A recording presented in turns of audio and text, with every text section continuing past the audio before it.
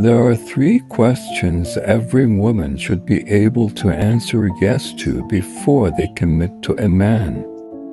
If you answer no to any of the 3 questions, run like hell. Does he treat you with respect at all times? The second question is, if he's the exact same person 20 years from now that he's today, would you still want to marry him? And finally, does he inspire you to be a better person? You find someone you can answer yes to all 3, then you've found a good man.